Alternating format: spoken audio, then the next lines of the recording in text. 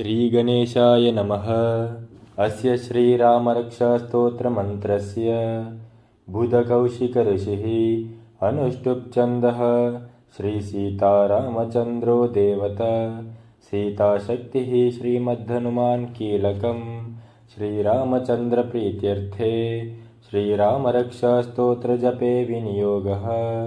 ध्यायेदाजानुबाहुं धृतशरधनुषं बद्धपद्मासनस्थं पीतं वासोऽवसानं नवकमलदलस्पर्धिनेत्रं प्रसन्नं वामाङ्करूढसीतामुखकमलमिलल्लोचनं नीरदाभं नानालङ्कारदीप्तं दधतमुरुजटामण्डलं रामचन्द्रं चरितं रघुनाथस्य शतकोटिप्रविस्तरम् एकैकमक्षरं पुंसां महापातकनाशनम्।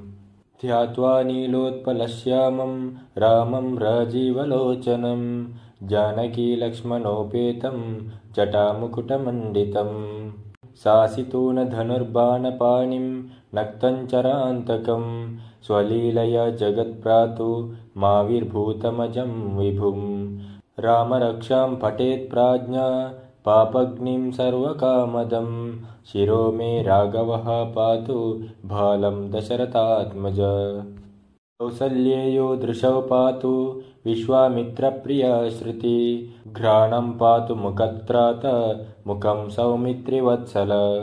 जिह्वां विद्यानिधि पातु कण्ठं भरतवन्दित स्कन्धौ दिव्यायुधा पातु भुजौ भग्नेशकार्मुक। सीतापति पातु हृदयं जामदग्न्यजित् मध्यं पातु खरध्वंसी नाभिं जाम्बवदाश्रय।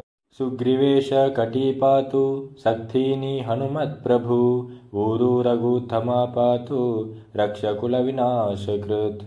जानुनी सेतुकृत् पातु जङ्घे दशमुखान्तक पादौ विभीषणश्रीद पातु रामोऽखिलं वपु। एतां रामबलोपेतां रक्षाम्यसुकृती पठेत् सचिरायु सुखी पुत्री विजयी विनयी भवेत्।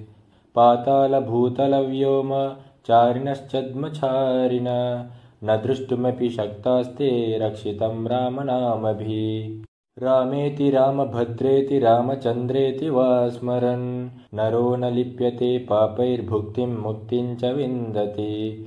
जगज्जैत्रैकमन्त्रेण रामनाम्नाभिरक्षितं यकण्ठे धारयेत्तस्य करस्था सर्वसिद्धय। वज्रपञ्जरनामेदं यो रामकवचं स्मरेत् अव्याहताज्ञ सर्वत्र लभते जयमङ्गलम्। आदिष्टवान् यथा स्वप्ने रामरक्षमिमां हर तथा लिखितवान् प्रातः प्रबुद्धो बुधकौशिक। आरामकल्पवृक्षाणां विराम सकलपादाम् अभिरामस्त्रिलोकानां राम श्रीमान् सनप्रभु। तरुणौ रूपसम्पन्नौ सुकुमारौ महाबलौ पुण्डरीकविशालाक्षौ चीरकृष्णाजिनाम्बरौ। फलमूलाशिनौ दान्तौ तापसौ ब्रह्मचारिणौ पुत्रौ दशरथस्यैतौ भ्रातरौ रामलक्षणौ। शरण्यौ सर्वसत्त्वानां श्रेष्ठौ सर्वधनुष्मतां रक्षकुलनिहन्तारौ त्रायेतां नो रघुत्तमौ। आत्तसज्जधनुषा विशुस्पृशावक्ष याशु गणिशङ्गसङ्गिनौ रक्षणाय मम रामलक्ष्मणावग्रत पति सदैव गच्छतां। सन्नद्धः कवची खड्गी चापबाणधरो युव गच्छन् मनोरथोऽस्माकं राम पातु स लक्ष्मण। रामो दाशरथिः शूरो लक्ष्मणानुचरो बली काकुत्स्थपुरुषपूर्णः कौसल्येयो रघुत्तमः। वेदान्तवेद्यो यज्ञेश पुराणपुरुषोत्तमः जानकीवल्लभः श्रीमान् प्रमेयपराक्रमः। इत्येतानि जपन्नित्यं मद्भक्तः श्रद्धयान्वितः अश्वमेधादिकं पुण्यं सम्प्राप्नोति न संशय। रामं दूर्वदलश्यामं पद्माक्षं पीतवाससं स्तुवन्ति नाम बिर्दिवैर्न ते संसारिणो नरः।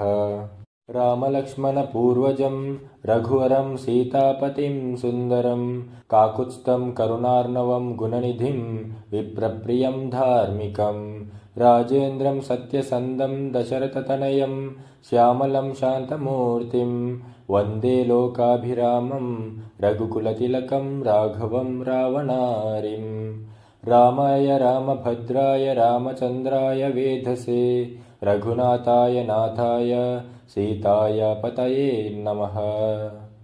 श्रीराम राम रघुनन्दन राम राम श्रीराम राम भरताग्रज राम राम श्रीराम राम रणकर्कश राम राम श्रीराम राम शरणं भव राम राम। श्रीरामचन्द्र चरणौ मनसा स्मरामि श्रीरामचन्द्र चरणौ वचसा गृह्णामि श्रीरामचन्द्र चरणौ शिरसा नमामि श्रीरामचन्द्र चरणौ शरणं प्रपद्ये। माता रामो मत्पिता रामचन्द्र स्वामी रामो मत्सखा रामचन्द्र सर्वस्वं मे रामचन्द्रो दयालुर्नान्यं जाने नैव जाने न जाने। दक्षिणे लक्ष्मणो यस्य वामे तु जनकात्मज पुरतो मारुतिर्यस्य तं वन्दे रघुनन्दनं। लोकाभिरामं रणरङ्गधीरं राजीवनेत्रं रघुवंशनाथं कारुण्यरूपं करुणाकरं तं श्रीरामचन्द्रशरणं प्रपद्ये। मनोजवं मारुततुल्यवेगं जितेन्द्रियं बुद्धिमतां वरिष्ठं वातात्मजं वानरयूथमुख्यं श्रीरामदूतं शरणं प्रपद्ये। कूजन्तं राम रामेति मधुरं मधुराक्षरम् आरुह्य कविताशाखां वन्दे वाल्मीकिकोकिलम्। आपदामपहर्तारं दातारं सर्वसम्पदां लोकाभिरामं श्रीरामं भूयो भूयो नमाम्यहम्। भर्जनं भवबीजानाम् आर्जनं सुखसम्पदां तर्जनं यमदूतानां राम रामेति गर्जनम्। रामो राजमणि सदा विजयते रामं रमेशं भजे रामेण विहता निशाचरचमो रामाय तस्मै नमः। रामन्नास्ति परायणं परतरं रामस्य दासोऽस्म्यहं रामे चित्तलयः सदा भवतु मे भो राम मामुद्धरः। राम रामेति रामेति रमे रामे मनोरमे सहस्रनाम तत्तुल्यं श्रीरामनाम वरानने। इति श्रीबुधकौशिकऋचिविरचितं श्रीरामरक्षास्तोत्रं सम्पूर्णं श्रीसीतारामचन्द्रार्पणमस्तु।